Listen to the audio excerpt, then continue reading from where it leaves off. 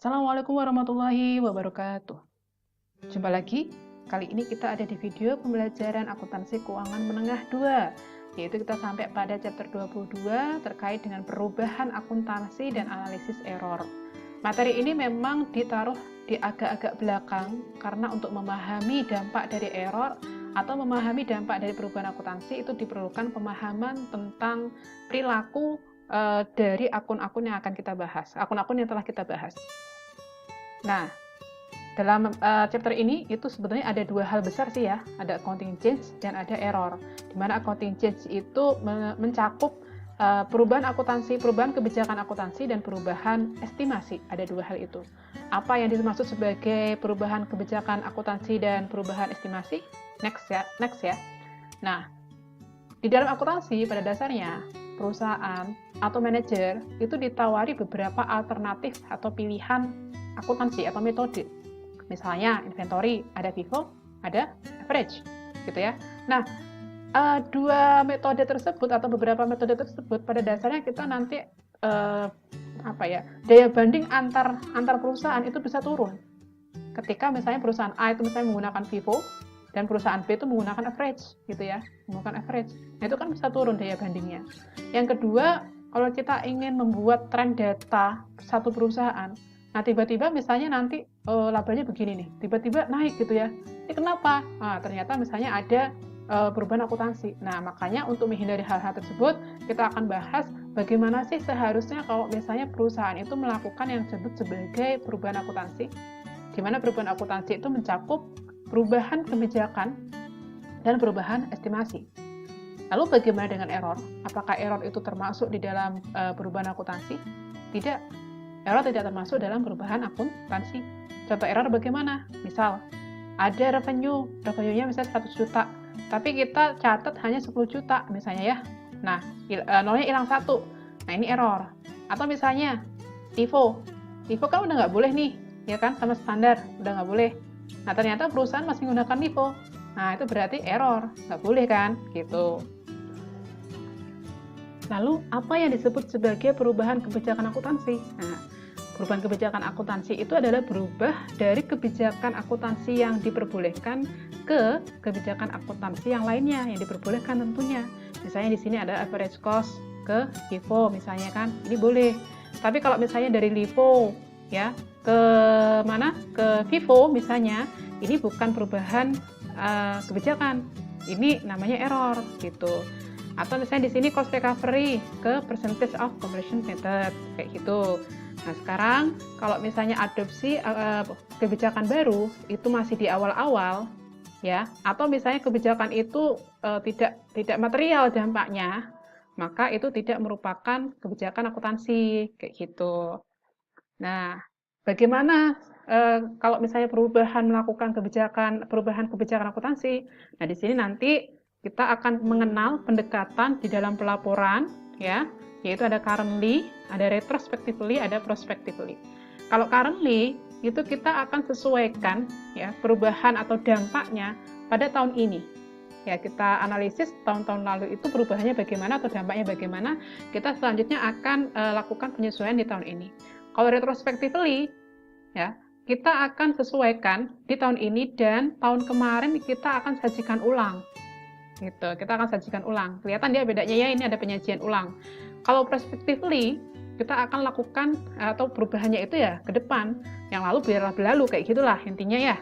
Nah, kalau accounting policy ini atau kebijakan akuntansi, nah ternyata standar itu bilang bahwa kita gunakan pendekatan retrospektif ya. Saya suka bilang retros gitu ya, pendekatan retros, di mana ketika misalnya perusahaan menggunakan metode retrospectively, itu kan harus menyajikan ulang laporan keuangan yang lalu seolah-olah metode yang baru itu sudah diaplikasikan, diimplementasikan dari sebelum-sebelumnya. Supaya apa? Nanti supaya pengguna user itu bisa membandingkan antar periode dengan periode yang lain, kayak gitu. Apa yang harus dilakukan ketika misalnya perusahaan itu melakukan perubahan kebijakan? Yang pertama, kita harus melakukan adjustment atau penyesuaian di tahun-tahun sebelumnya ya, di tahun-tahun sebelumnya seolah-olah sudah menggunakan metode atau kebijakan yang baru. Kemudian kita restatement atau kita lakukan penyajian ulang. Kita juga harus menyajikan atau melakukan penyesuaian yaitu atas aset atau liability, dan di sini juga ada return earning gitu ya yang terkait dengan perubahan kebijakan tersebut. Tentunya pada awal tahun ketika kita berubah gitu. Contohnya ya, ada Denson. Jadi Denson di sini ingin mengubah metode pengakuan pendapatan di long term contract, construction contract. Dia awalnya menggunakan cost recovery atau zero profit, ya kan? Nah, pada tahun 2019 perusahaan itu mengubah metodenya menggunakan percentage of completion method. Nah, teman-teman di sini sudah mempelajari tuh di bab 18 ya. Nah, kalau menggunakan percentage of completion method, nanti income-nya itu akan lebih besar, ya kan? Maksudnya di awal itu dia akan lebih besar, gitu. Nah di sini dibilang karena ketika misalnya mengubah itu manajemen harus punya alasan yang kuat. Nanti kalau ditanya auditor harus bisa jawab, gitu ya. Nah, kenapa sih dia ubah? Karena dia bilang gitu alasannya ketika menggunakan metode yang baru, income yang didapatkan itu lebih tepat sih, gitu.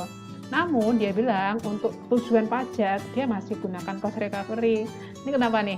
Ya, karena kalau pajak misalnya dia akan menggunakan metode yang menghasilkan income kecil ya, karena nanti kan pajak yang dibayarkan juga kecil kayak gitu.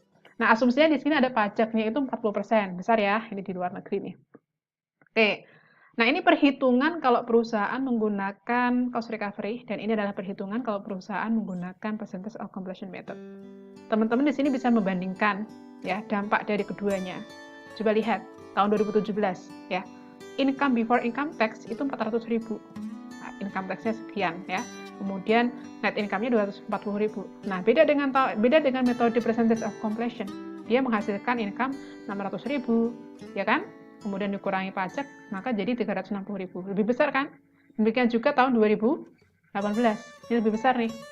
Nah, kemudian di tahun 2019 kayak gitu. Menghasilkan income yang lebih besar.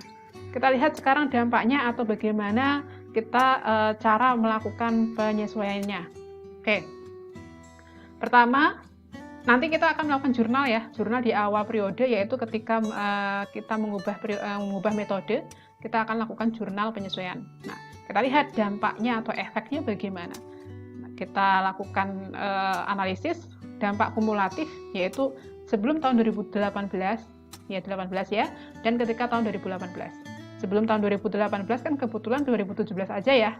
Nah, kalau misalnya menggunakan percentage of completion, itu net income before tax-nya adalah 600.000.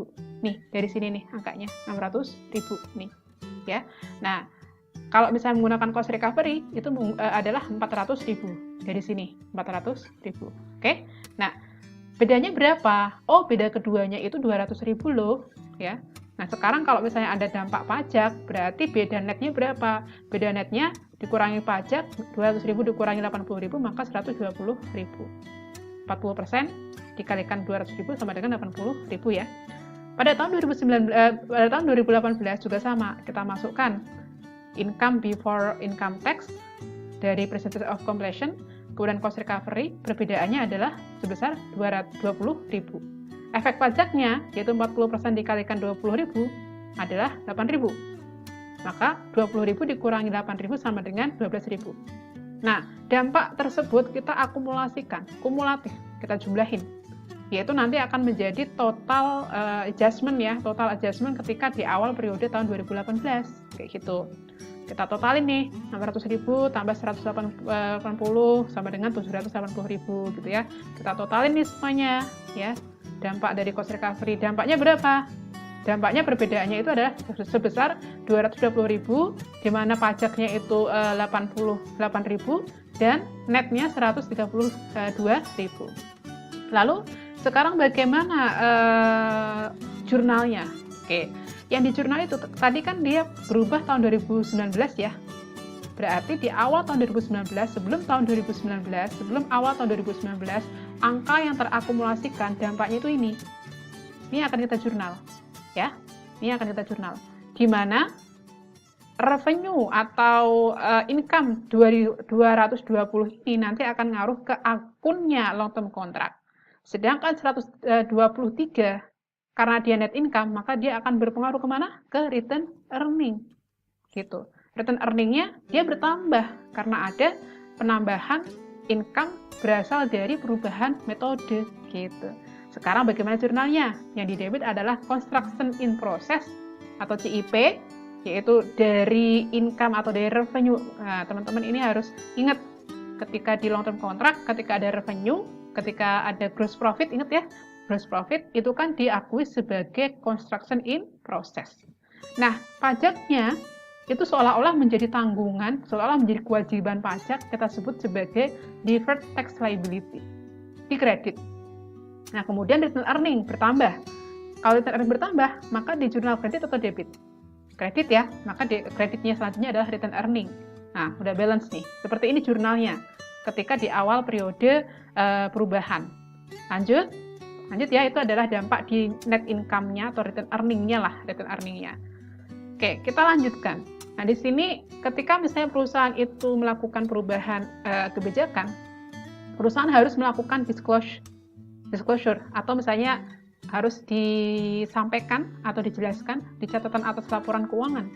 Ya, meliputi apa misalnya apa sih atau apa aja perubahannya, misalnya metodenya dari apa ke apa gitu.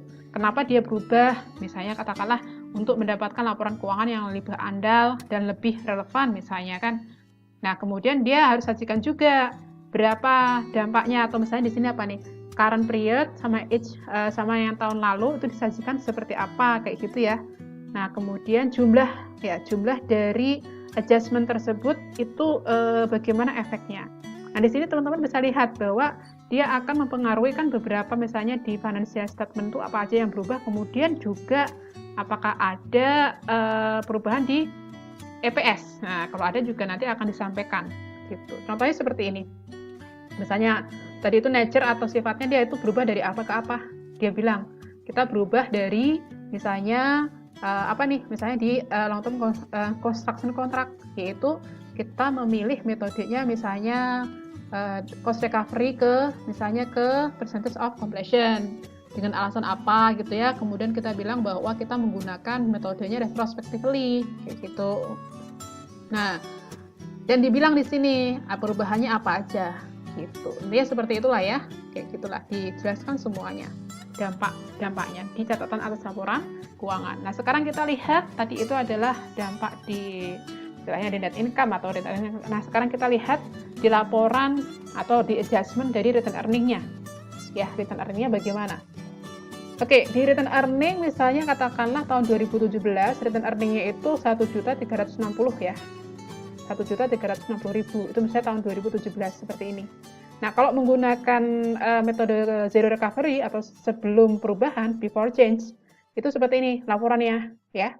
Laporan return earning, dan ingat ya, return earning statement atau laporan return earning itu adalah return earning awal ditambah dengan net income, kemudian dapatlah return earning akhir. Atau kalau misalnya ada dividen, berarti return earning awal ditambah net income, atau kalau sudah dikurangi net loss, kemudian dikurangi dengan dividen, itu kalau ada dividen. Nah, ini seperti ini ya, kita dikasih data seperti ini. Nah, kemudian kita analisis pada awal tahun 2018 ya. Ini kan nanti akan menjadi ini ya, akhir. Jadi return earning akhir 2017 itu akan menjadi awal 2018. Sekian. Gitu. Nah, atau ini ditaruh di sini, ya kan? Nah, ini juga ke sini ngaruhnya gitu. Karena return earning di bawah terus ya, karena akun real. Nah, kemudian kumulatif efeknya sebesar berapa? Sebesar 120.